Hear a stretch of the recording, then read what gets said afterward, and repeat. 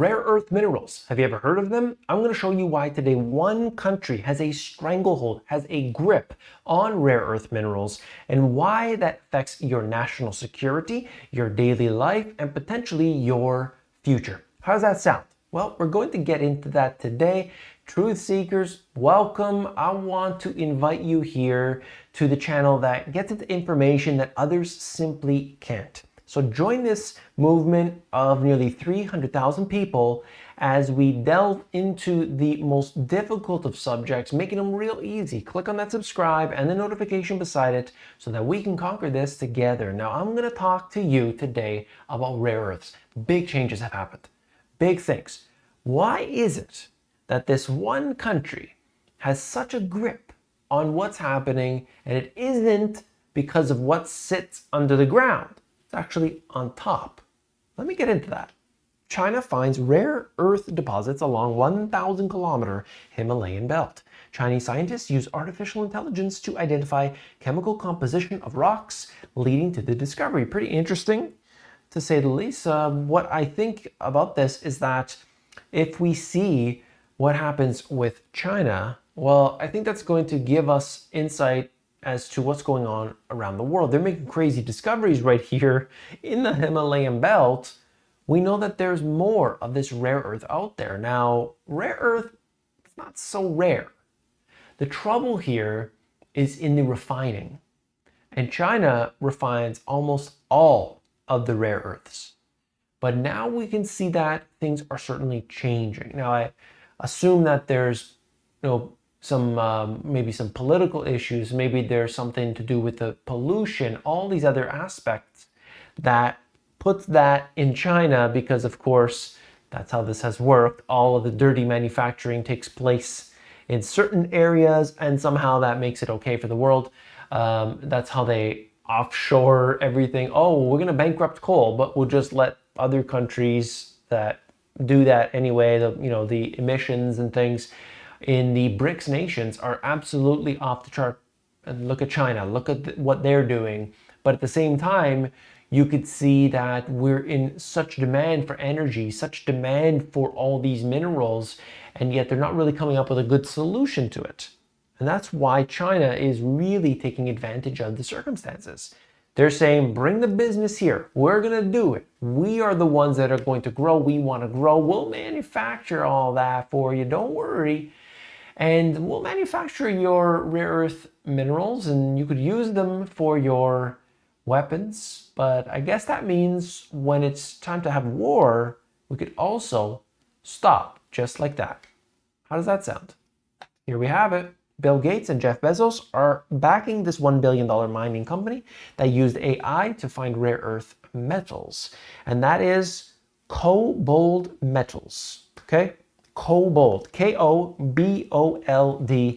metals. All right, that's one of the companies that they mentioned in this article. You could see it if you want to check it out. I know some people always ask, what company are you talking about? Well, there you go.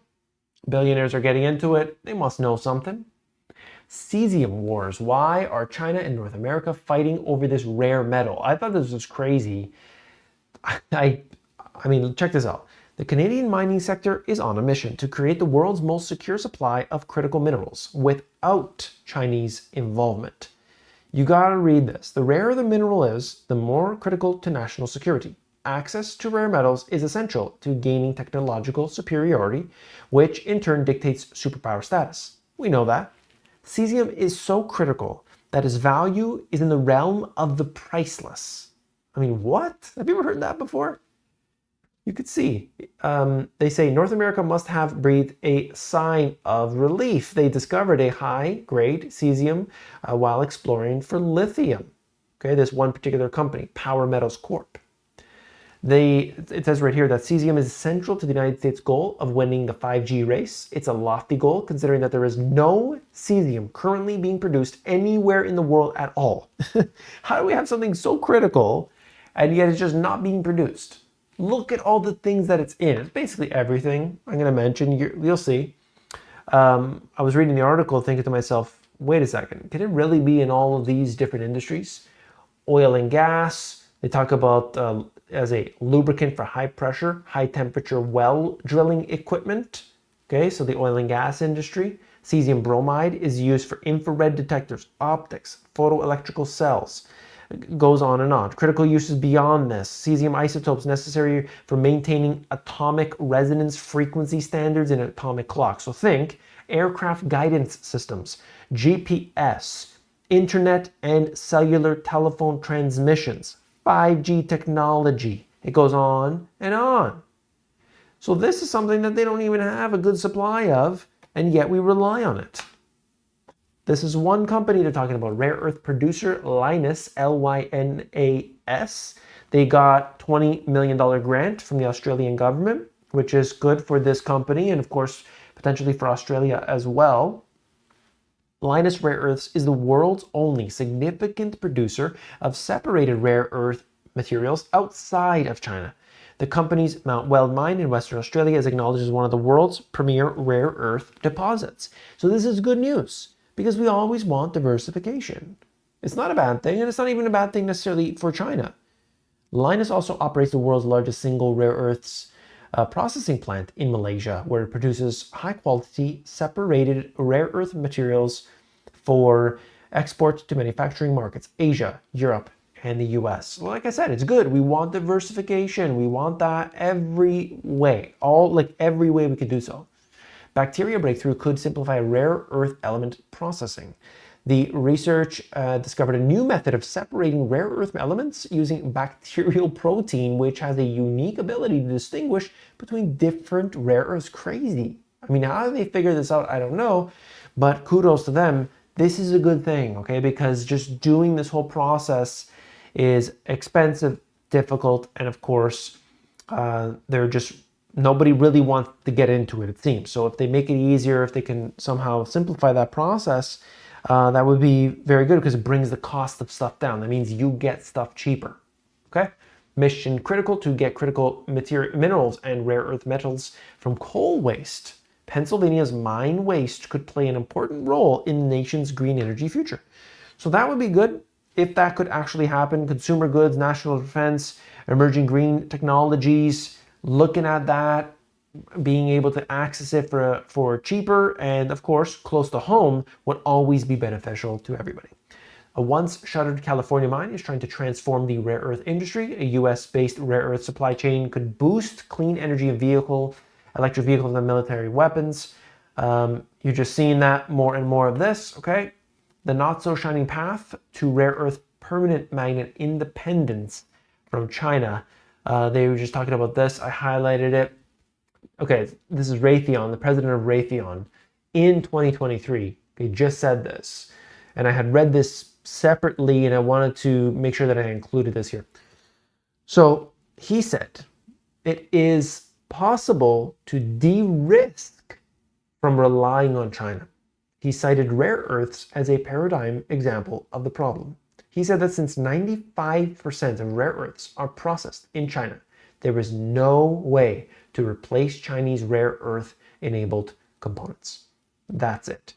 End of story. And this is coming from the president of Raytheon. Said, yeah, we can de-risk, we can diversify, we can, do business with other countries, all that. But we cannot simply just say, okay, no more China. Like, you can't. And it's not as if, you hearing the news, oh yeah, Apple's doing business with India, with Vietnam. People think like a couple of years down the road, they don't need China anymore. Absolutely not. They're still growing in China. They're still making that happen, but they're shifting some production expansion over to these other countries. That's just smart business. That's just good business. It's not necessarily bad for China. It just could have been better. Okay.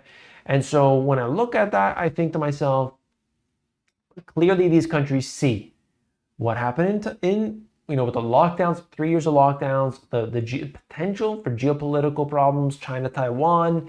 There are, these two sides that are forming. What side do we want to be on? Or do we want to kind of a balanced approach? Some countries are doing that. Rare earth metal market is going to grow. Growing demand for electronic appliances, personal equipment to drive the growth. So we could definitely see that there's more demand coming. And that's why we need this as well. Serra Verde starts commissioning Brazilian rare earth mine. I wanted to show you that this is happening as well. Just basically all these different countries. WVU researchers earn $8 million for rare earth extraction facility, an economic and environmental game changer. So just another example of that. West Virginia University. In this example, North Dakota hopes to cash in on rare earth elements. I'm just trying to show you it's going on all over the place. Australia announces $500 million more in project funding. They want to do, just more mining, more minerals, more resources, good for their economy. And of course, the more that comes online, the lower the prices. Ionic starts producing rare earth oxides at Belfast recycling plant. More and more and more, okay? Sweden finds Europe's biggest deposit of rare earth metals. Energy, and this is where I'm shifting here for a second. Energy regulator claims Canadian oil production will plunge 76% by 2050. So we have all these things, rare earths and stuff that will apparently be used in the green technologies. But what they're also saying is that oil and gas and coal and all these things, we're going to be shifting away from that, as the years go on. So you got to realize this: if your country is reliant on that, and they're telling everybody we're going towards these, World Economic Forum and Agenda 2030 plans, and we're making sure that we go and hit these sustainable goals, then regardless of whether you like it or not, you're going to be on the receiving end of it. And so that means you got to pay much more, even if we don't have it. And maybe that means shortages. Maybe that means brownouts. Maybe it means blackouts. Maybe you don't get the things that you want. That's the world we're living in here. Hopefully they can resist some of it. Certainly hope so. Norway moves to open its waters to deep sea mining. You can see that there's like every avenue possible to get these minerals. I mean, you saw that probably. They want to mine the asteroids. I don't know how that's ever going to happen, but perhaps they want to mine the asteroid. The asteroid has so much gold. It's got silver. It's got all these minerals. Let's mine it. Let's bring that stuff back down. It's filled with all these things that will help us. And so they say anyway. This is just talking about basically the problems that you could have with these resources. Okay, this is where we finish off the video, and I think it's important. In this case here, Chile has a problem. When Chile has a problem, copper has a problem. Central Chile is being hit with heavy rains and road closures. So of course, the mines that are in this area can't bring the products to the market. As a result, prices can be elevated. And you probably think to yourself, interesting. Now, what can I do with that information? Well, this is exactly why I created this video. I explain that in detail. So you look at a country like Chile, or maybe it's China or what have you, and you think to yourself, well, where could I invest according to the information that I get in the news?